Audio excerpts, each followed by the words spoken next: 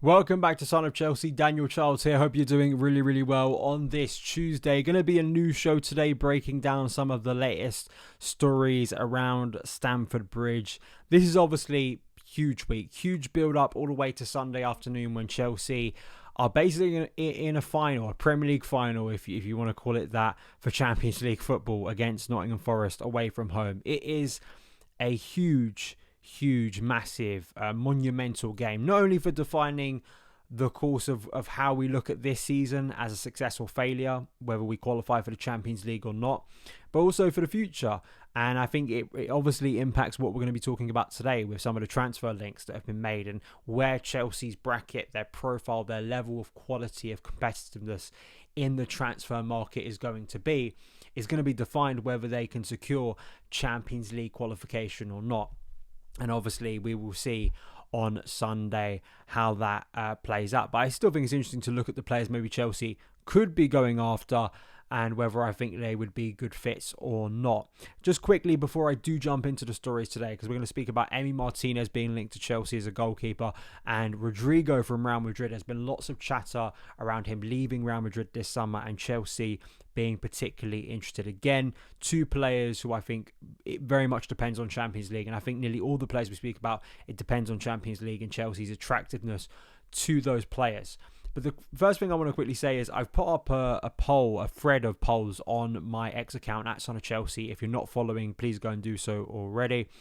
And just end of season awards, because I'm going to be doing a lot of post-season content. Unlike the club, we're not referring to the Club World Cup as part of this season. For me, it's kind of its own separate weird bracket, arguably maybe more next season than this season. This season ends next week in Roclaw. That is for me the final game of the 24-25 campaign. And then post that, we're going to be doing a lot of review content over the season. The best moments, the worst moments, very much deep diving into the squad, doing a squad audit, all of that good stuff. But I've put a poll on my X account or Twitter, whatever you want to call it, of the best moments or some of the worst moments, end of season awards. So player of the year, young player of the year, most improved, biggest disappointment, best performance, worst performance, best goal. So please go and vote for that if you haven't already and get involved and have your say on the end of season awards for Son of Chelsea regarding the 24-25 campaign. I think we'll start off with Emi Martinez. Emi Martinez has been linked to a number of clubs, Chelsea being one of them.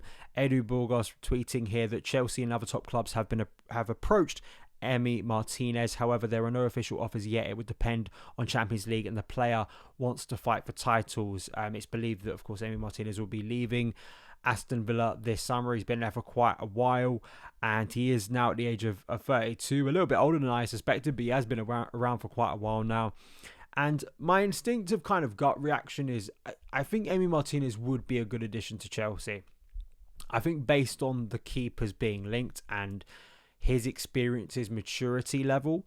But I did just want to quickly have a look at some of the data and performances of Emi Martinez this season at Aston Villa compared to Georgia Petrovic at Strasbourg, who we suspect will return, and then also Robert Sanchez, who has come in rightly, I think, for a lot of criticism, but I think it is maybe reflective of the difficulty of Chelsea going in the market and, looking for that keeper that's going to take them to the next level. And actually, is it better going for Georgia Petrovic? We'll discuss that. So just looking at Emi Martinez versus Georgia Petrovic, this chart both here from Data MB, which I think is a really good comparison site. Georgia Petrovic at the age of 25 has gone on loan to Strasbourg. I think has had a really good season. In terms of passing and shot stopping, as you can see here on screen, if you're listening on the podcast, Data MB, it shows that Georgia Petrovic is a lot stronger in that aspect in terms especially of shot stopping. However, with passing, this thing that Joe Tweed said to me a few months ago on our podcast, is that something really you should be obsessed about with a goalkeeper? But it does, when you look at data like this, it kind of shows you a style of play, a preference for a coach maybe. A coach is maybe playing a system where they want their goalkeeper far more involved in build-up than others. Maybe Emi Martinez is more on the other scale of that.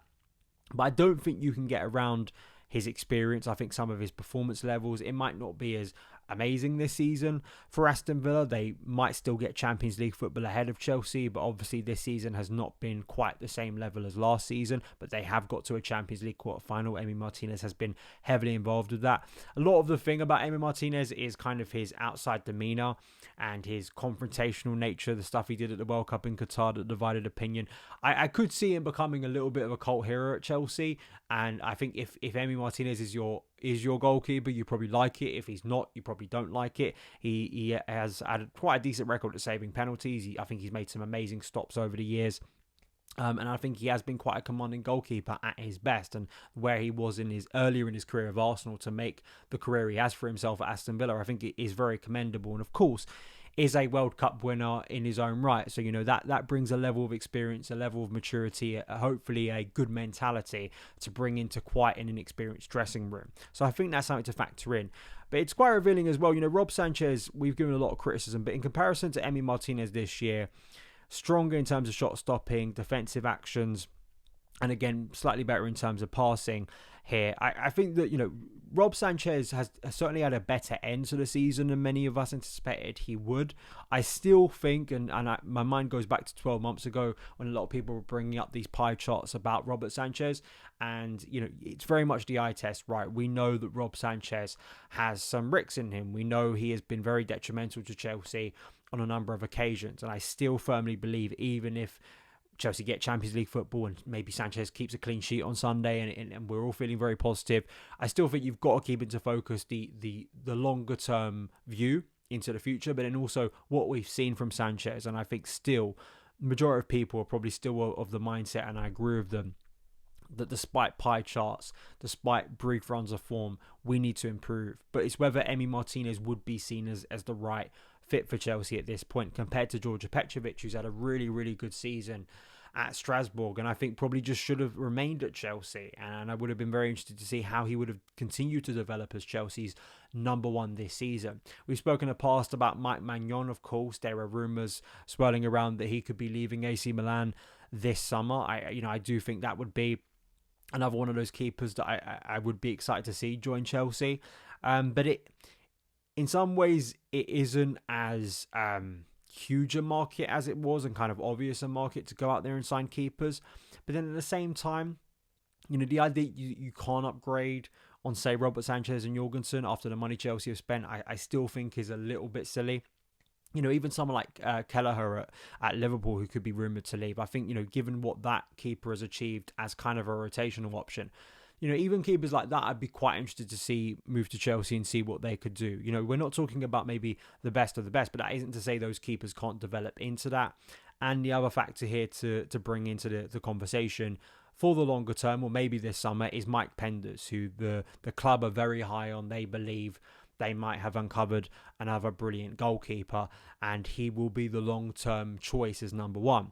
So then in your transfer strategy, because we're not talking about outfield positions here, where if you have a player coming through, they can maybe fill a different role, whilst maybe you have a first choice in kind of their more preferred role, and it can work. When you're a goalkeeper, it becomes a bottleneck, because most of the time, 99% of the time, we don't have tons of injuries of goalkeepers.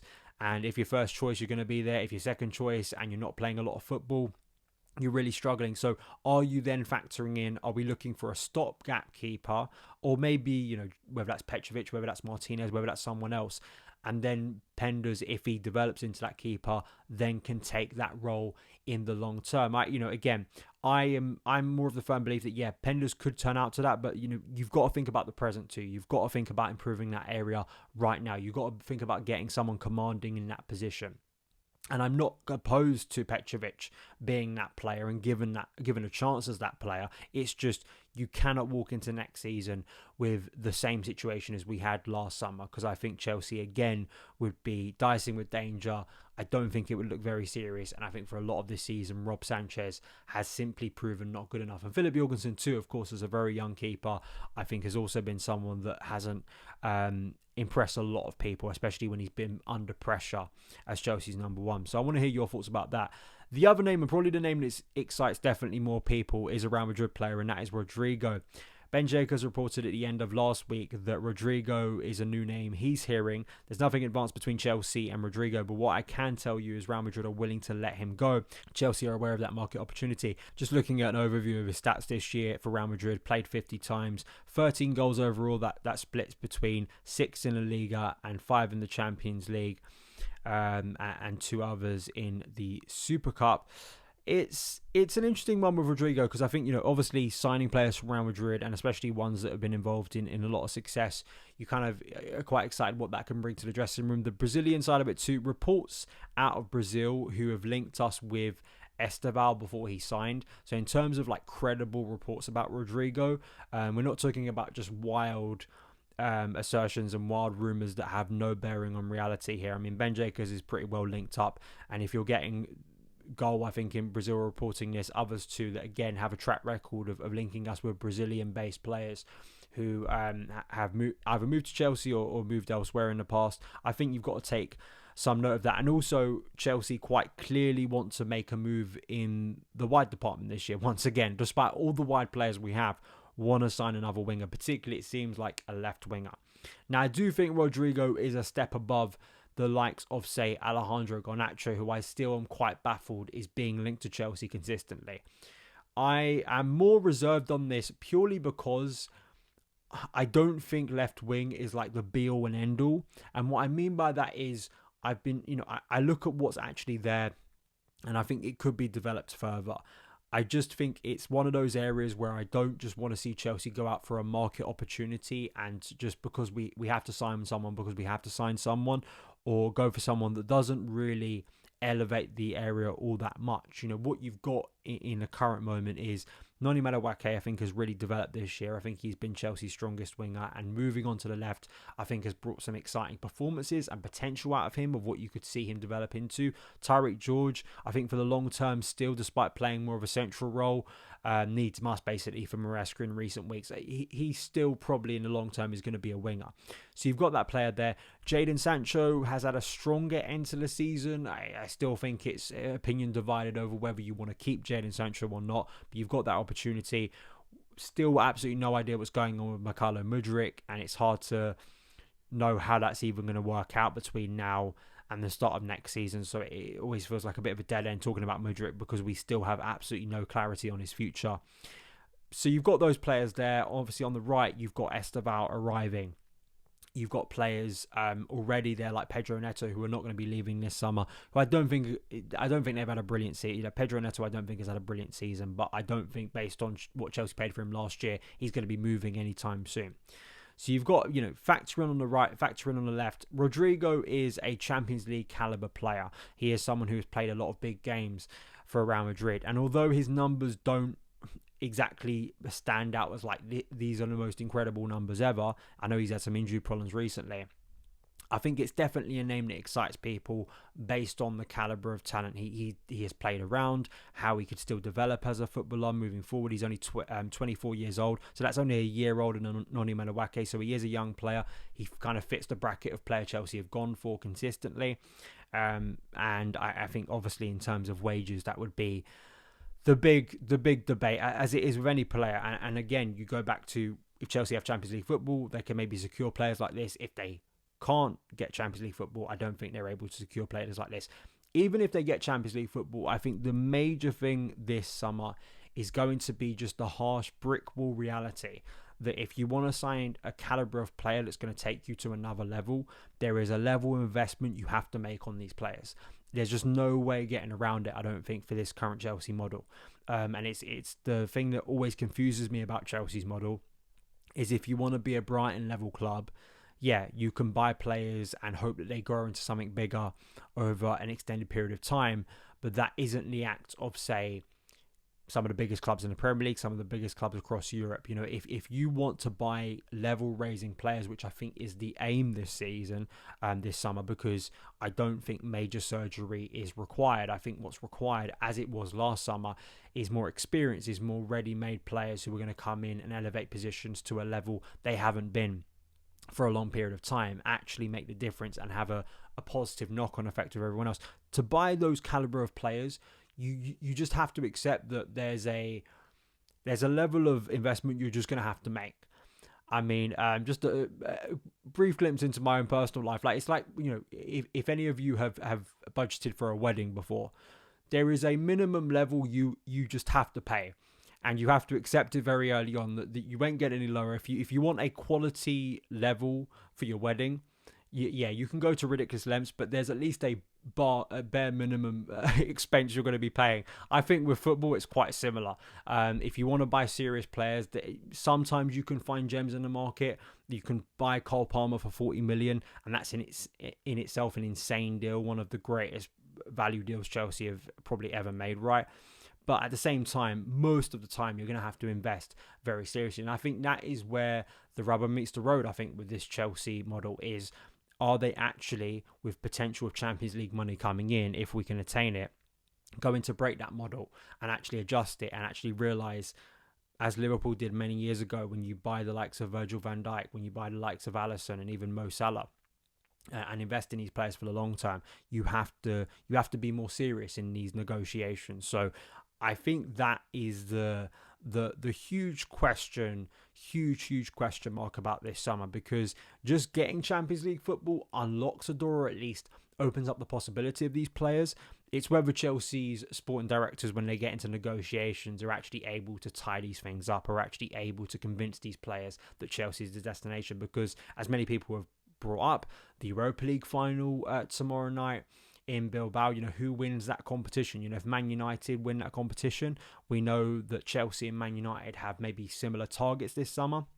So if both clubs have Champions League football, are you able to convince those players? Are you willing to put the same money that other rivals are obviously willing to put down? We've already seen the acts of Liverpool this summer already. They are moving so fast. Even with Trent walking out the door, they're getting Jeremy Frimpong. I think, annoyingly, that's a brilliant deal. We know Man City are making moves early on, so you cannot sit around and wait. Arsenal are making moves with Zubimendi. If Chelsea want to seriously progress next year, there is going to have to be a level of quickness to our moves, but also seriousness, which are two things that maybe don't always correlate, but that's just the reality in the timeline that Chelsea face this summer. So those are my thoughts today on the two targets. Please let me know yours in the comments below. Be back again soon. We'll probably, in tomorrow's show, react to some of your recent comments around Chelsea. Follow me across the socials at SonOfChelsea. Thank you again for watching and listening, and I will see you again very soon. All the best.